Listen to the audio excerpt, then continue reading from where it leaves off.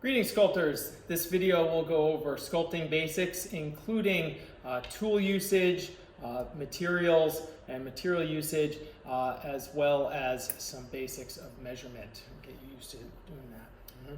What we're going to be sculpting today is this fine vegetable right here. This project works the same for fruits and vegetables. The idea is that you want to start with a really simple form, right? Something simple and easy, not overly complicated, so we can concentrate on getting the primitive objects in the right place and getting an overall sense of the form. All right? And then we'll go over towards the end a little bit of surface texture and things like that. Okay, so this is our object. Right? You can use any fruit or vegetable that you would like. I would ask you to consider how complex the fruit or vegetable is, or how simple it is. A simple orange might not be challenging enough. So this is a really good one. Right? So you see we got these different shapes here. There's a sort of pattern of 3 or 6, depending on how you're looking at it. Pattern of 3 on the bottom. This really interesting sort of stem feature. Right, so we'll go over all that. What you're going to need for this project, you're obviously going to need some clay. Right? This is the clay that I recommend, Le Beau Touche, the High Melt by Siobhan. I'm doing that. You will also need some basic tools. First and foremost, the most important one is this right here. Right? This is your most important tool, and this is what you're going to use for the vast majority of your sculpting. Right? Beyond that, you're going to need some type of stick tool. Right? This is one of my handmade tools, a loop tool of some type. Lots of variation on those, and something to measure with. Calipers. All right. So let's jump right in and get started. So this is the clay, all right, and you're going to want to unwrap it, and you're going to want to just play with it a little bit, sort of smush it around, sort of feel how it feels. You'll notice when you first get the clay that it's very hard.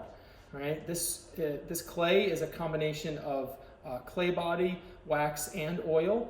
Right? Those three things together, and because of the waxes that are in it, it is temperature sensitive, which means that when it's hotter, when it's warmer, when the clay is warmer, it's going to be softer and more pliable, and when it's cooler, it's going to be harder.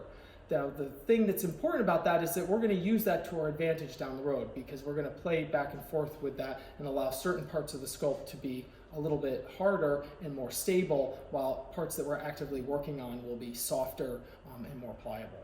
Okay? So how do you warm this clay up? You can do a number of different things. I personally use a small microwave that is dedicated only to clay. Right? I do not recommend putting your clay in a microwave oven that you're eating out of, so you don't want to do that. If you don't have a dedicated clay oven of some type, which maybe some people have, the next best thing is a radiator. Now, if it's summertime, you can leave your clay out in the sun. So put it behind a window with direct sunlight on it, and I guarantee it will be very soft and pliable very quickly. If it's in the winter time, you can set it on a radiator or near a heating vent, and that will be more than sufficient to warm it up. You don't want your clay to be hot, because then it's going to burn your hands. Right? So you don't want it to be hot, you just want it to be warm. Right? And up around our body temperature, 96 degrees is perfect. So like I said, putting it behind a window, think about how your car gets in the middle of the summer. Right? This clay would be liquid, as hot as some cars get. Right? Now, when I'm sculpting, what I tend to do is I tend to always keep a small amount in my hand, because our bodies are around 96 degrees, and so that keeps some of it warm. And so I always have some going, and I'm kind of pinching it off. Right? So I pinch a little bit off, and I can use that for smaller dabs. When I sculpt with this hand, with my right hand, and I warm the clay, and I keep moving it around with my left hand. So that's a little bit about how to kind of get started with that. Now, what we're going to start with for the pepper itself, right? I need to start with some basic measurements. Right? I'm going to look at it, and I'm showing it to you here. Right? I'm looking at just this outer contour edge, right? Just that outer contour edge, right? And looking at that. And what I'm going to do here is I'm going to take a simple measurement. Right? And it's about that. I'm going to put my pepper aside here. And now I know that I need the clay to be about that wide, right? So, right, is this that wide? Right? No, it's not. It needs to be a little bit wider. Right, so I'm going to lay it down, right? And I can see that that's about that right width. Okay, add a little bit more on here so I can get this to. Right, notice it's very flat and two-dimensional at this point in time, right? Now I'm going to, now that I have a width measurement, right, I'm going to take a height measurement. Let's move some calipers up a little bit there. I know it needs to be about that tall. Right? Is it that tall? No, I need to add a bunch, right? So I'm going to add a bunch down to the bottom. So getting some material on there. All right, got my caliper here. A little bit over. It's a little bit more right now. Right? So I just pinch off and get a little bit less on there. Right, you can see all of a sudden, right, I kind of have something that's just really kind of quick in terms of blocking out the form. Right, so now I'm going to turn my form right this way. Now I'm going to do this. I have this little sticker right here, right, and I'm going to use this as a center line. Now another thing you might want to do is you could take a Sharpie marker and draw a center line on that. Right, but I'm going to use this little sticker here because I actually don't want to waste this pepper, and I'm going to take it home and eat it later. So after I wash it with my clay hands. Right? So you could draw a center line, but I'm going to remember that part, it's also in line. If you notice, I'm using the stem here to indicate that sort of that face. So that first measurement I took was from this point here to this point here. Okay. So now I need a sense of this width. Right? And that one's a little bit smaller.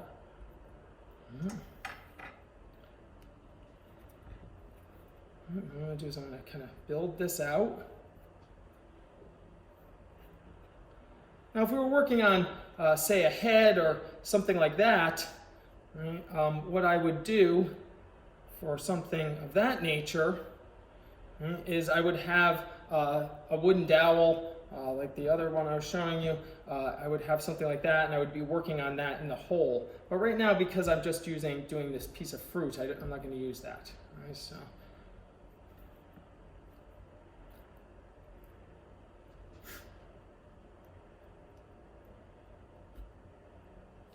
It's very sort of rough at this initial stage. All I'm trying to do is get enough sort of material on that I can feel comfortable that I have the overall. See, again, this is not enough material yet.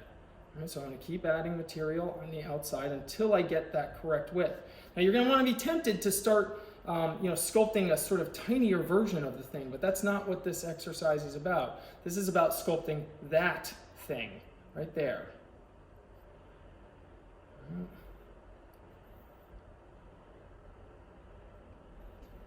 So very quickly kind of going around, kind of getting this thing.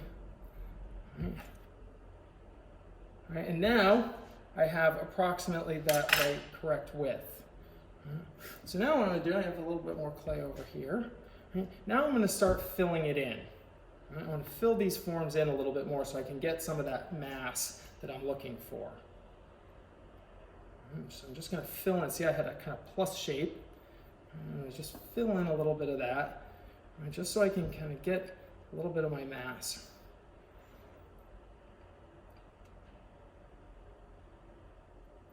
Right, what we're really sort of the takeaway of this, what we're really doing is the first thing that we're doing is we're establishing the height and the width of the object. Right.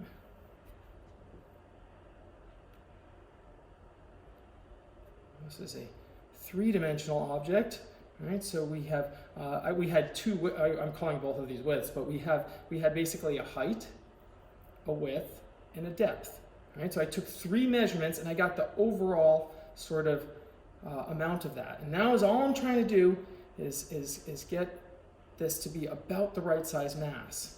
Right? I don't want to start.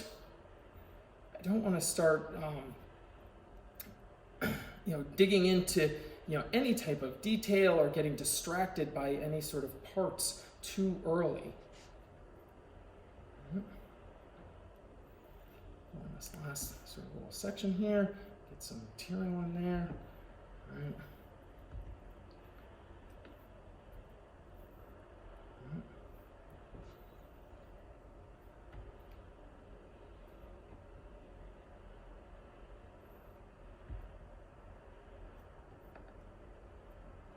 Okay, this aside.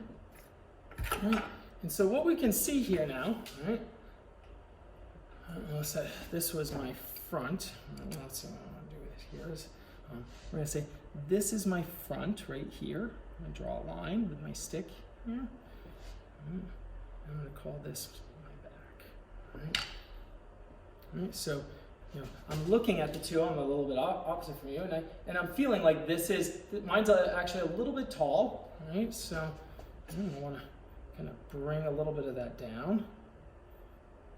Yeah. I'm going to use a little bit of extra clay here to make my pepper so it doesn't fall.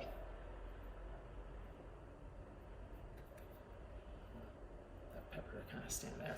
Now I can kind of. All right, so you're looking at what we're identifying as the front there. And now I'm sort of looking across. It's a little bit taller on this side and a little bit shorter on this other side. And so I'm kind of bringing that one down a little bit. All right, and so I'm feeling pretty good, right, that this is about as wide, right, that this is maybe a little bit kind of wide in the back here. I can't really see that, but you just have to trust me, because I'm back on this other back side. I'm feeling like that's just a little bit too much there.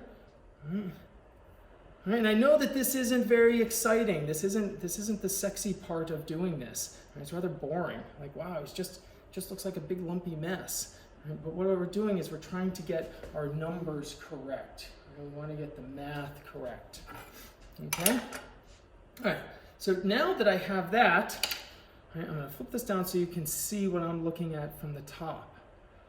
All right, so I'm looking at from the top there, I'm seeing basically 3 sections here. All right, so I'm going to establish this center here, which goes through my center line, right, and then looking down on the sculpt, so you can see I'm looking down here. Right, I have them lined up. Right, actually, I want this one going a little bit there. Right, and I'm just going to transfer that line right there to the center. Transfer that line to the center. And transfer this line back. Right, and as all I've done, I've drawn like a sort of, kind of like a Mercedes symbol, I guess, or something like that on there. Right. And I should have chosen a pepper that, when I was at the store, I should have picked a pepper that was a little bit more stable and wanted to stand up on its own. Right. And I'm going to remove a little of this material, right, because the distance to the inside is quite a bit less. Right, so I'm going to come over here. I need to get those inside sections, right, because the pepper goes down. Right, so here I'm starting to use my modeling tool here, and to just kind of go in there and kind of shape a little of that out. Right, shape a little bit of this out. Right, and I'm going to want to dig in a little bit deeper on this, right, because I don't want to lose these lines. Right, it's going to be very easy for those to kind of sort of disappear a little bit.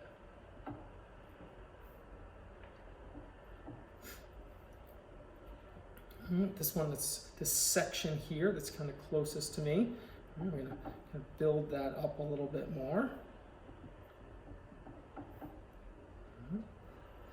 And this one, and what's interesting is that each one of these 3 sections of the, I'm looking at the big main sections here, right? They each kind of sort of divide into in half each one, giving us a total of 6 sections.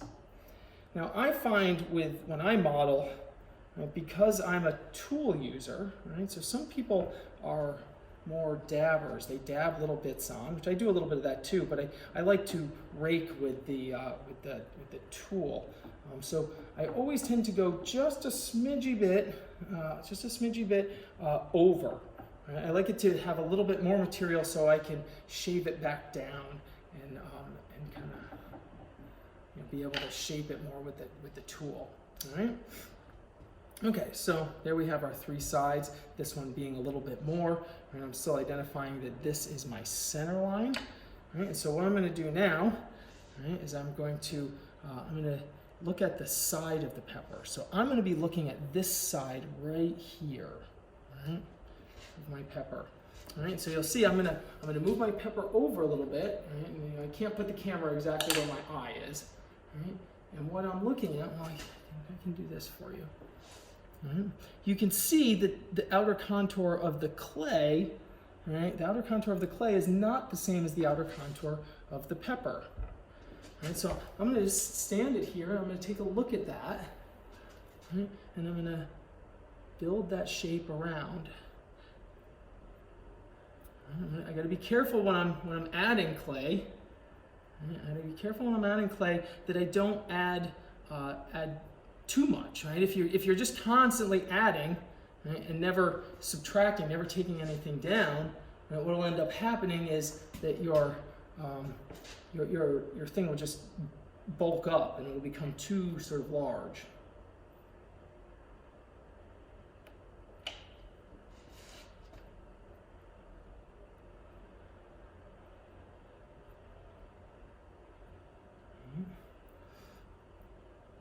Right, if you notice in the way I'm you know, you could probably just smush this thing around with your hands more and probably work a little bit faster than what I'm working at. But I'm not interested in the speed. I'm interested in the form. Right? I'm studying this pepper at this point in time. Who would ever thought that you'd be studying a pepper? Right? What if,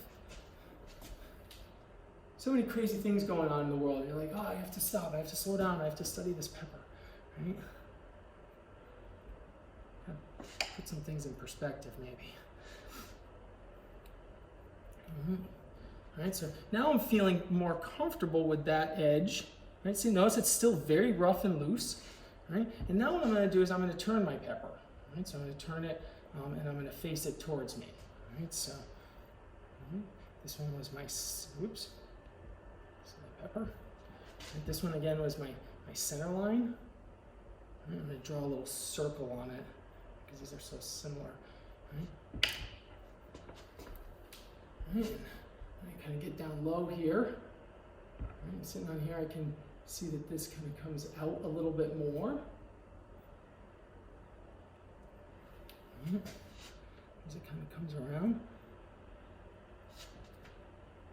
I'm really just looking at the outer contour of this part here. Now notice how this comes in.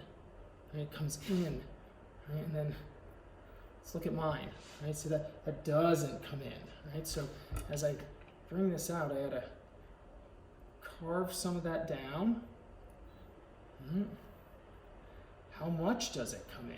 There's a good question for you, right? It comes in. Eric said it comes in, but how much? Right? Well, is it sort of this much? Do I just take a guess at how much it comes in, right? Or more importantly, let me get a little bit more of this on here so I can take this measurement. Right? More importantly, do I take a measurement of how much it comes in? About 3/4 of an inch up, and it's at that. 1/4 of an inch up, and that actually looks pretty good.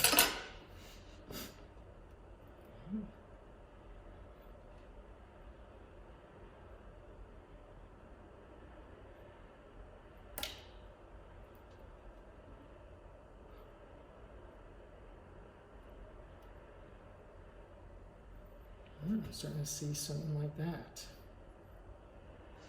All right.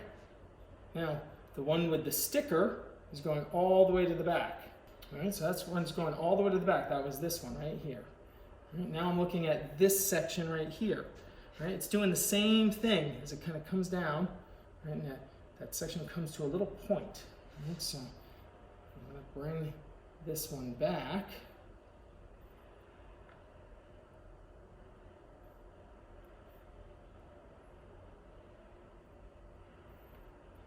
I have to do the other side at the same time.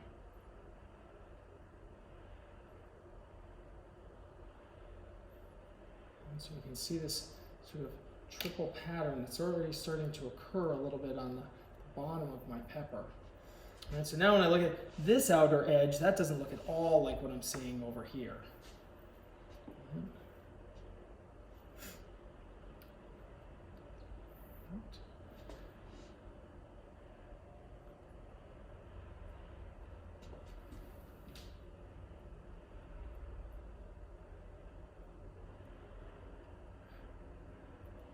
The more you try to rush these early stages, the harder time you're going to have.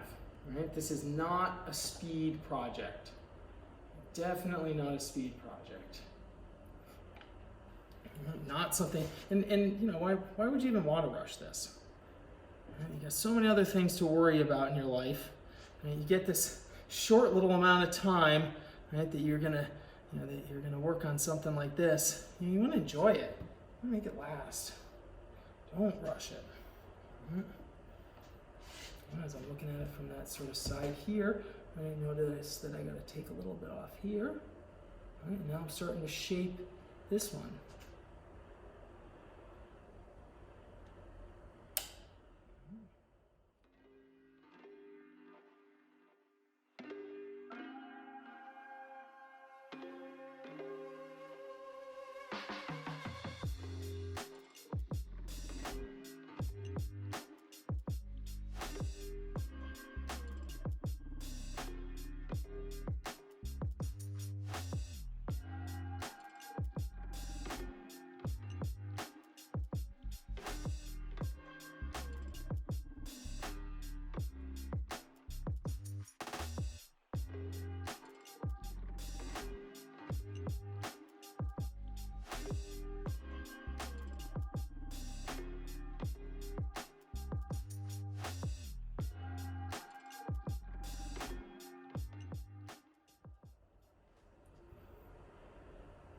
Check the height of this guy. Okay, so you can use these to measure this way, but you can also use them to measure this way.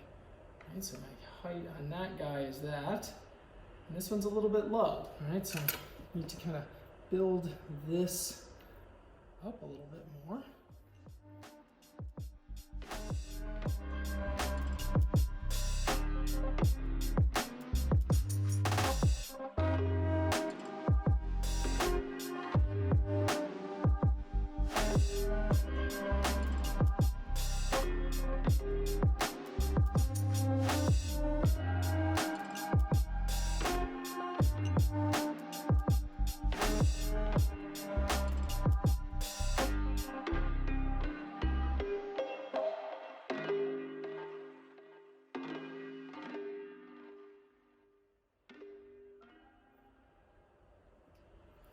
Okay, so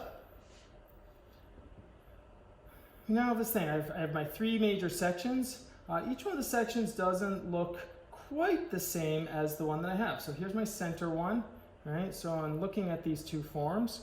Right? When I look at it this way, this curves in a little bit like this, squares up around here, and then it hearts over here like this, and then comes down and goes down.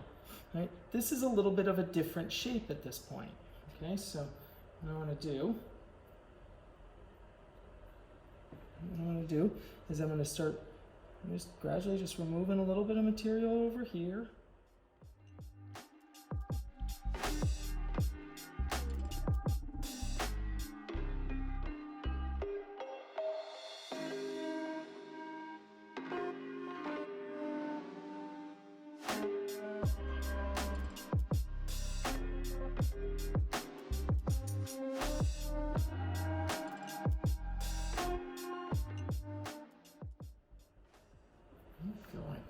Height to width ratios on that guy are getting a little bit off. But the thing is I don't want to go too far on just one side, right? So when I look at that here and here, right, I'm seeing too much of this over on this side, right? In actuality, what's sort of going on here, right, we actually need to take a break from this because this is getting a little bit too warm, right? And so what I'm going to do is I'm going to take my fruit, or my vegetable here, right, and I'm going to quickly kind of clean it up, and I'm going to put it in, my refrigerator for a little while and let it cool down because the surface is getting a little bit tacky on me because I'm touching it so much. Right? So we're going to take a short break, right? And I'm going to let this cool down a little bit, and then I come back. I'll finish it up, and it'll start to sort of come together. All right, see you in a few.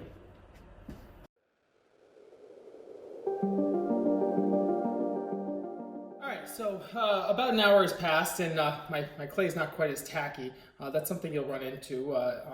Sculpting is a little bit slower than some other art processes, so you're gonna have to kind of manage how you do things. All right, so I'm just gonna kind of start sculpting now. I feel like I have enough of my forms kind of masked out that really what I'm going to be doing is kind of looking for those shapes that I see on there. Right? If you spend a lot of time measuring in the beginning, and I say this all the time, you'll hear this over and over and over again from me, that a lot of measuring in the beginning means not a lot of measuring later on in the process. All right, so measuring is something that we have to do. I wouldn't say that anybody loves it or doesn't really love it. It doesn't really actually even kind of matter that much in that sense, but a lot of people don't like it, right? And they, so like I said, I don't know that anybody particularly loves it or would have kind of any sort of reason to love the process of measurement, but not using it is a mistake. And so, it's something that we just have to do.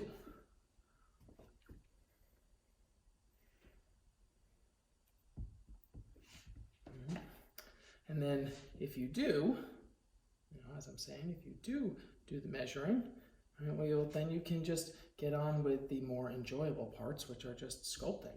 And it's just fun to, and I hope that you start to enjoy this kind of process. And in fact, speaking of the measuring, I'm kind of jumping in, but whenever I start, usually the best thing to do is to check your measurements, right? So now I have 3 sections here, so I'm going to check the measurement across from here, right? I'm a little bit thick from the back to the front, right? So I need to take a little bit off here. Right, now I'm going to measure this side. That one's pretty good. And now I'm checking this one to the crease. This one is also a little bit too large.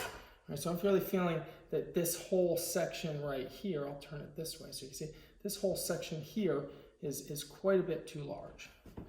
And so I'm going to kind of come down and kind of start shaping that a little bit around here.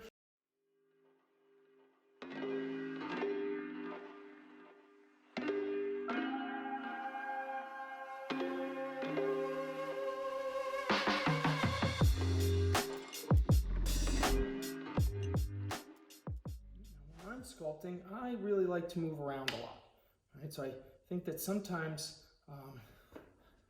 folks want to continue to work. You'll see this a lot in with people who are working on portraits in particular.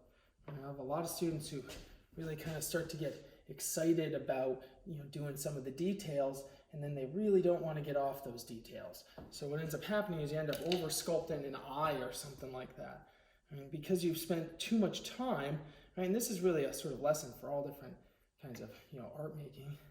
Because you've spent too much time on this one eye and you've neglected other parts, what you come to realize is that later on that eye was in the wrong place all the time. Right? And then you're reluctant to change it because you spend so much time working on making that one sort of thing absolutely perfect, but it's in the wrong place. So we don't want to do that.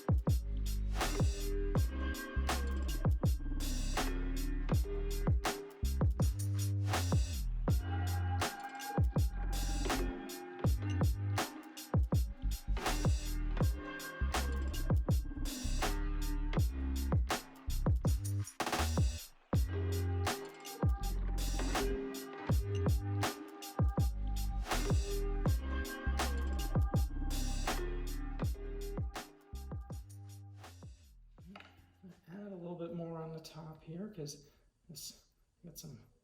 this is how we kind of work the surface back and forth. And when sometimes you rake a little bit, and then the raking, right, reveals that there's some divots, and you go back and you fill those in, right, because the surface is smooth. Everyone's always interested in like how do you get the clay to be smooth? Well, first off, nothing's really smooth anyways, right? And smoothing is totally overrated. And people who study with me know I'm always saying, stop smoothing, stop smoothing, stop smoothing. Right? So it's totally overrated. And in addition to that, the path to getting something smooth is to work with a tool, right? And then you just gradually, it's almost like sanding. If you've ever sort of sanded anything, you gradually use finer and finer grits of sandpaper in order to use finer and finer grits of sandpaper in order to get the surface down. But you have to use the heavy grit stuff first. So that's what this is. This is like the heavy grit stuff, right? And then afterwards, we go in with finer and finer tools, and we can gradually make a surface really. So that shape's getting there, but it's not quite right. So I'm going to go back up to my top here, and I'm going to.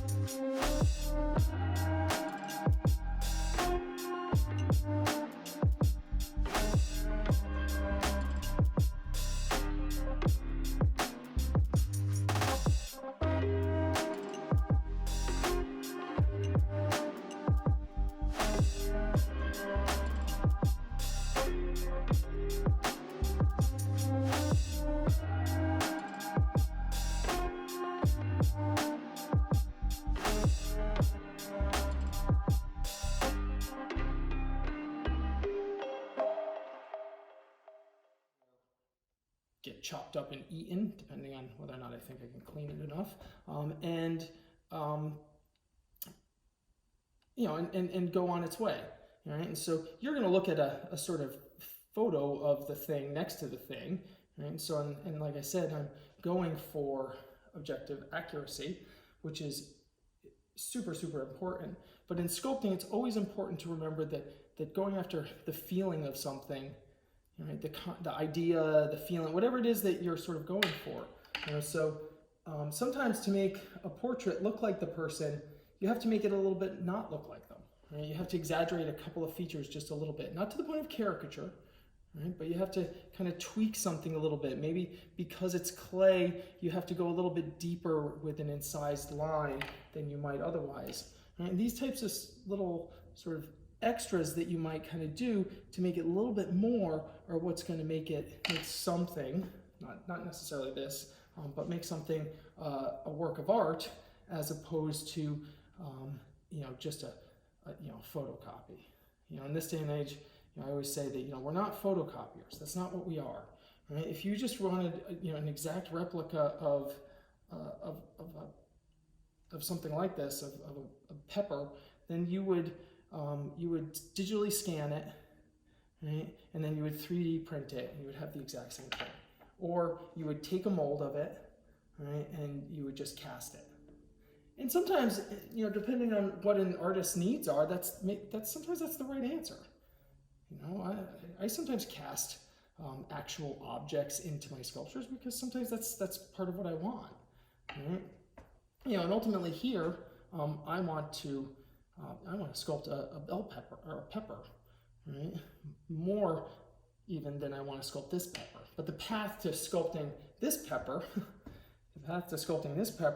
is to study this thing, right? And that's what we're doing. We're studying this particular pepper, right? And in studying that pepper and going for as much accuracy as we can, we will end up with something that most definitely looks like a pepper.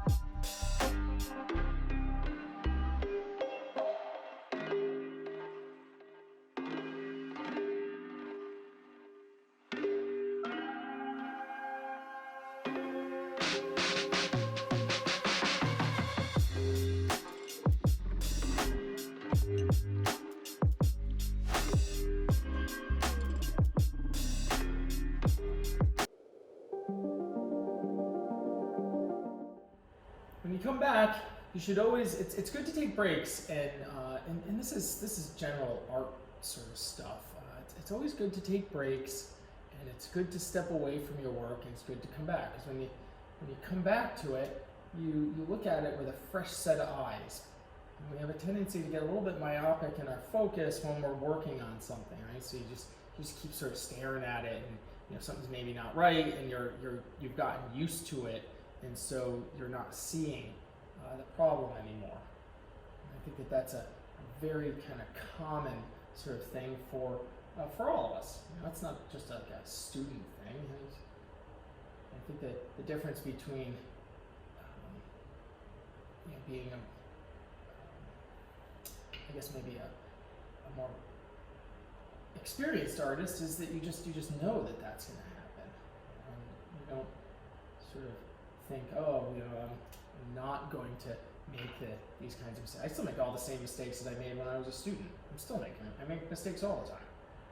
But I'm better able to recognize the mistakes and to know how to fix them. That's probably one of the differences there.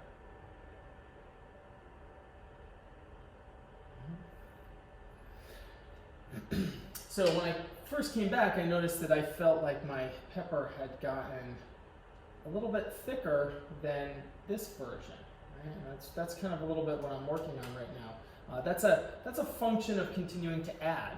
Right? So so sculpting is or modeling is we call it an additive process, but it's really an additive and subtractive process at the same time. You add a little bit of material, you can take a little bit off. If you only add, you have a tendency to overbuild, right? So you'll build it up to a point that it just starts to exceed what it is that you actually want. Right?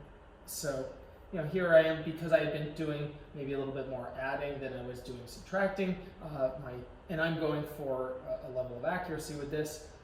My pepper had sort of swollen and gotten a little bit wider. And so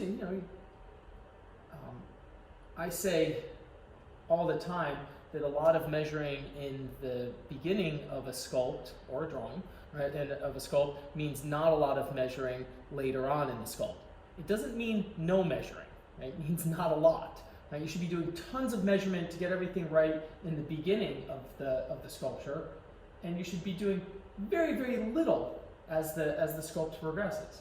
Right? So, and that's where I'm at. So each time I go around, I might have to check something because I've been adding as it goes around. So you might have expanded something a little bit too much, right? Like this section here. Right? This sort of heart shape has, because I was adding in this area, right, this section got a little bit too big. Right? So I'm going to take that down a little bit, and that actually helps me to get this angle that I want. I want to kind of bring this up a little bit more. And that kind of thins out that section. It kind of comes to a little bit of just kind of comes out there more. So funny when I think in shapes and different things, and I have kind of words in. They're not even really words in my brain for what certain things are. That's why you'll hear me in my lectures and my discussions. I'm always saying words like doohickey and thingamajig, and that's a smidgy bit more or less, because I really just don't always have a word for what it is, but my brain knows what a certain shape is. Right? My brain kind of understands it. It's not normal when you're sculpting to be sort of talking to yourself. Right? So I wouldn't normally, if I was sculpting all by myself, be sitting here having a conversation about what everything was that I was doing. Of course, here I am producing a demonstration, so I have to do that. And of course, many years of teaching, you get used to sort of talking as you work. And so I'm used to students asking me questions. Why are you doing this? Why are you doing that? So I just kind of get into the habit of talking through kind of all of these things.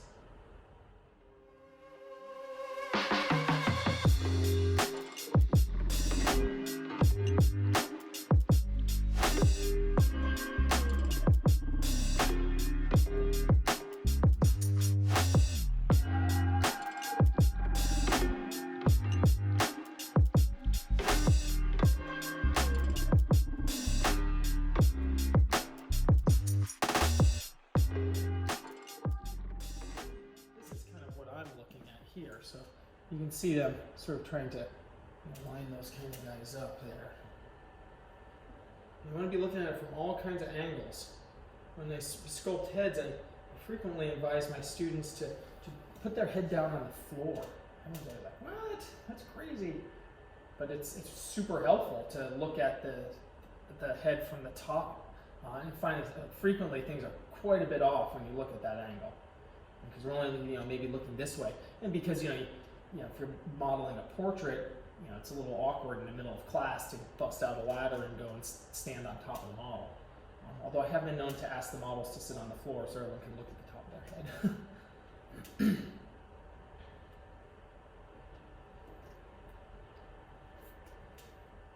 Again, go back and kind of check that out. Oh, it went in a little bit there. All right, so I'm starting to like that.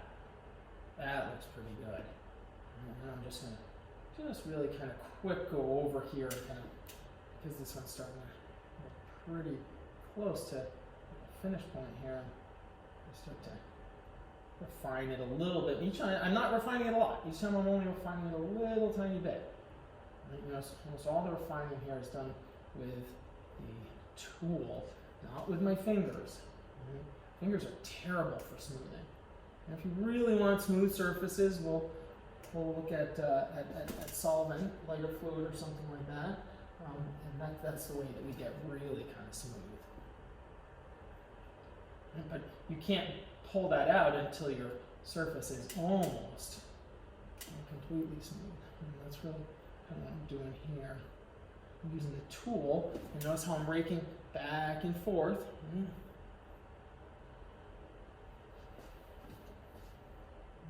it again.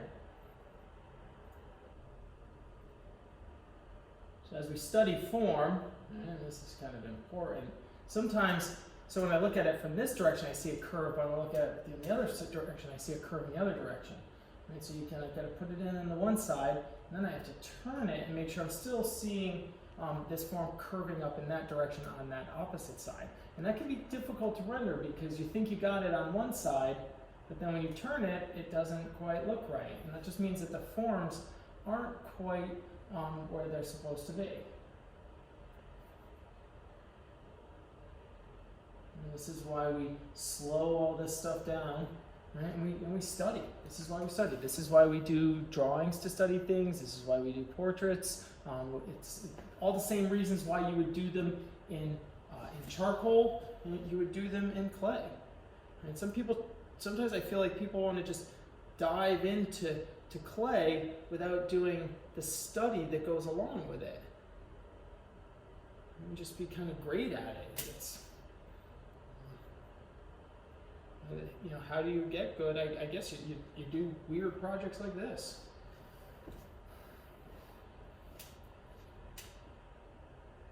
I feel very lucky that I have the opportunity to even just share all this. This is so much fun.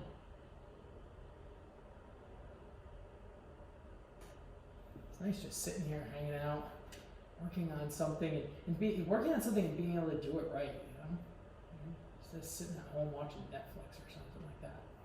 Not that there's anything wrong with Netflix, but I'd so much rather be doing this.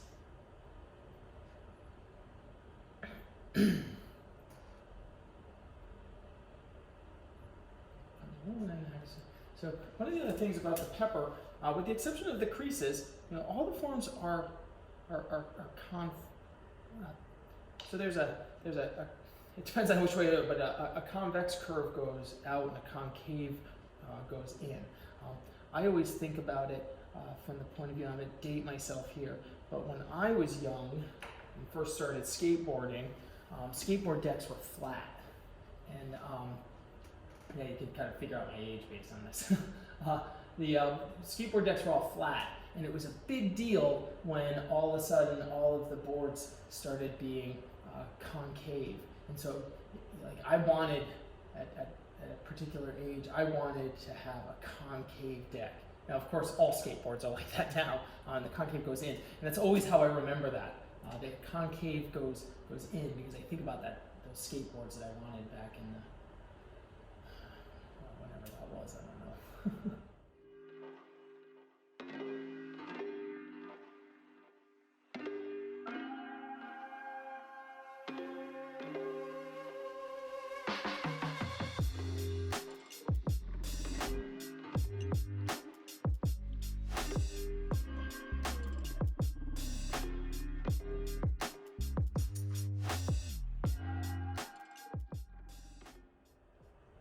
And being willing to take this time, this is going to be the difference between getting a good portrait and not getting a good portrait. And I truly mean that. If you don't have the patience to sculpt a fruit or a vegetable and really try to make it sort of look the way it is in front of you, and people would say, well, that's not what I want. But the nice thing about doing what a study really is, it takes that out of the question, right? It's not about what you want. You're trying to actualize the form as you see it, right? So how are you going to be able to actualize it as you see it in your head, right? If you can't do it here, so that means that someone who can't do this, can they really actually, is it really what they wanted? There's no way of knowing. A study. A study allows us to have a common conversation about it. I'm saying this is what I want, and you can look at that and you can say, oh, I see what you want, because it's right there. As opposed to, me just sculpting a random piece of fruit and saying, well, that's the way I envisioned it. Well, is it really the way I envisioned it, or is it just how it came out? That's a big difference.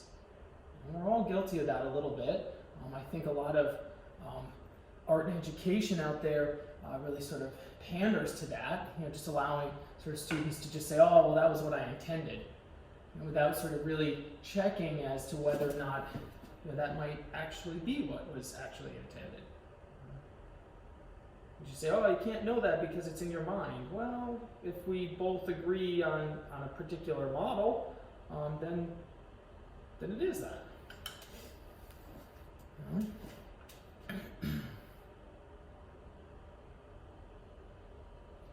One of the analogies I always use is, how are you going to sculpt the dragons that are flying around in your head? If I brought a dragon into the studio and put it on the model stand, would you be able to draw it or sculpt it exactly as it is? If you can't, then how are you going to do the ones that are swimming around in your head? I got all these amazing things that are floating around in my head, and I have to be able to do these things in order to get those things out, so I can get them out of my head, and share them with the rest of the world. I just feel that I always feel that the things that I make, the world needs to see them. It's more like my responsibility to get them. Whether you're inventing something or you're sculpting something or whatever, you want to share it with the world. That's why you're making it.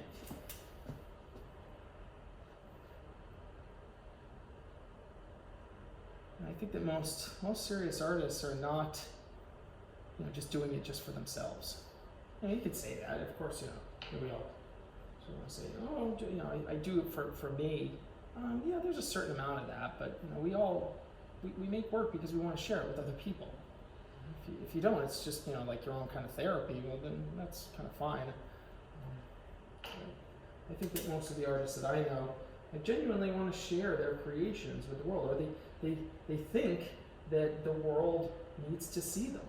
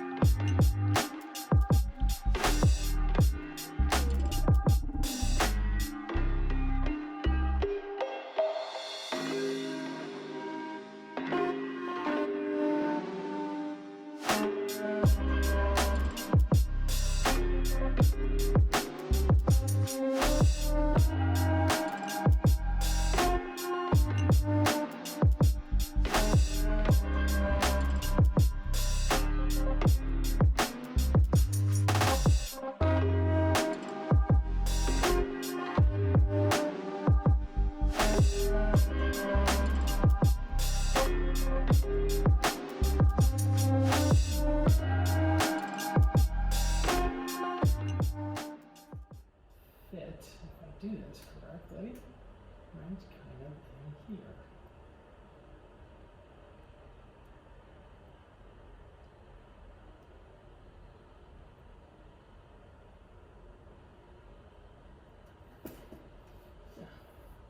And I'll be able to shape that just a little bit with my tool if I so chose.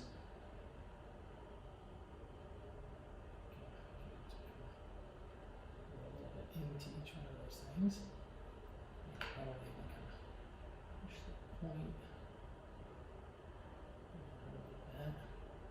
Push the point into this one. Alright, so it has these little kind of interesting little sort of knurls. And I could kind of, it almost appears like one goes into each kind of corner section, so we'll kind of put a little, sort of something like this. And this is a place where, this is kind of like hair, right? You don't need to be like, you can kind of almost kind of be a little bit stylized with it, because one of the things that's kind of going on there, right, is that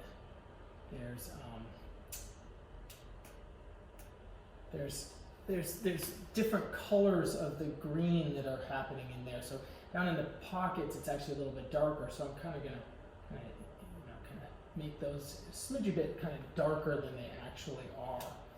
I'll probably kind of run around a little bit with this on top of it.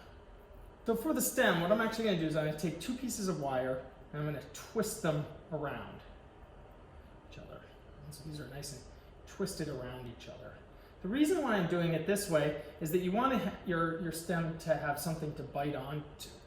If it doesn't, it won't really, the clay will slide around on it. So if you just use a single piece of wire, the clay will just slip around and move on it. If you give it something that has some texture like this, by breaking, all I just did was just twist it with the pliers. And now I could kind of cut it. Too long. I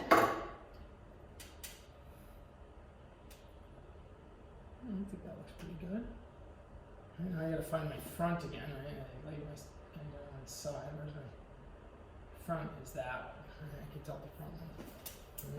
So this is going to go in. Like that. How far? I feel like I'm too tall right now. That's a little bit more.